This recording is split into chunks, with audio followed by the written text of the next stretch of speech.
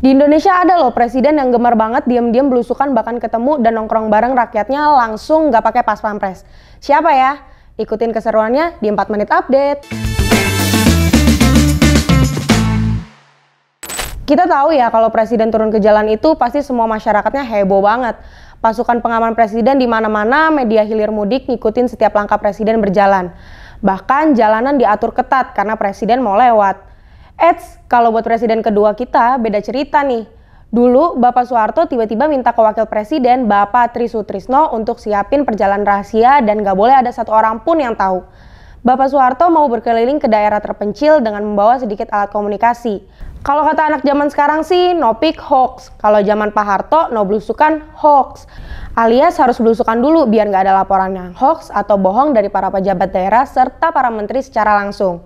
Jadi Pak Harto langsung turun ke bawah deh buat buktiin gimana perkembangan dan hasil pembangunan di setiap daerah. Pas berkeliling tuh Pak Harto cuma ditemenin sama ajudan atau 1-2 pengawal dan dokter pribadi aja. Ini diceritain sama Bapak Tri Sutrisno dalam buku Pak Harto The Untold Stories. Memang belusukan ini hobi Pak Harto loh, dan banyak banget belusukan atau pada saat itu disebutnya perjalanan tidak resmi incognito yang dilakukan presiden yang satu ini. Bahkan beliau sering melakukan beberapa penyamaran yang bikin belusukannya makin sukses.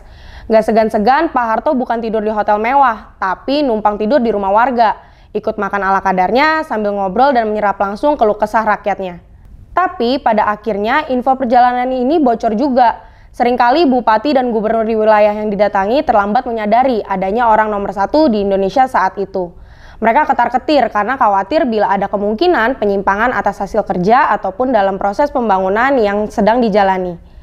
Berbagai hal yang ditemui Bapak Soeharto saat belusukan itu dicatat sendiri loh oleh beliau, termasuk mengambil informasi langsung dari petani untuk memperbaiki kondisi pangan dan menjadi bahan rapat kabinet nih G-Friends. Untuk memperbaiki, merumuskan, merencanakan pembangunan selanjutnya dalam rapat kabinet. Bahkan Bapak Soeharto bilang, tentu saja saya pun kadang-kadang merasa capek. Ini karena hilir mudik dari sana kemari lewat daratan, terbang dari satu tempat ke tempat yang lainnya, untuk memulai dengan pembangunan yang baru dan mengontrol pembangunan yang sedang berjalan. Dan lelah pula karena memeras otak. Tetapi saya tidak boleh mengeluh, apalagi menyerah. Pembangunan adalah perjuangan yang sengit. Bukan cuma daerah Jawa Barat, Jawa Timur, dan daerah terpencil lainnya, Soeharto juga mendatangi daerah Jakarta, terutama perairan Jakarta, untuk meninjau limbah karena pencemaran. Pak Harto meminta Bapak Emil Salim untuk mendampingi dan pada akhirnya menjadikan Bapak Emil Salim sebagai Menteri Lingkungan Hidup. Meskipun begitu, Pak Harto sangat menikmati perjalanan rahasianya. Bahkan beliau nggak marah kalau ajudannya salah mengambil jalan dan tersesat di wilayah yang didatangi. Untuk urusan logistik, ada Ibu Tin yang menyiapkan keperluan sebelum melakukan perjalanan. Ibu Tin membawa beras, bahkan membekali sambal teri dan juga tempe kering.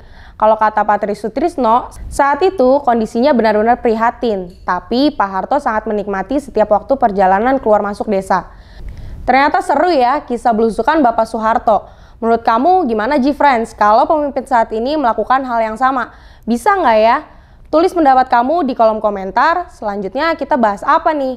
Oh iya, jangan lupa bagikan juga video ini ke semua circle kamu ya. Jangan lupa subscribe, like, dan komen.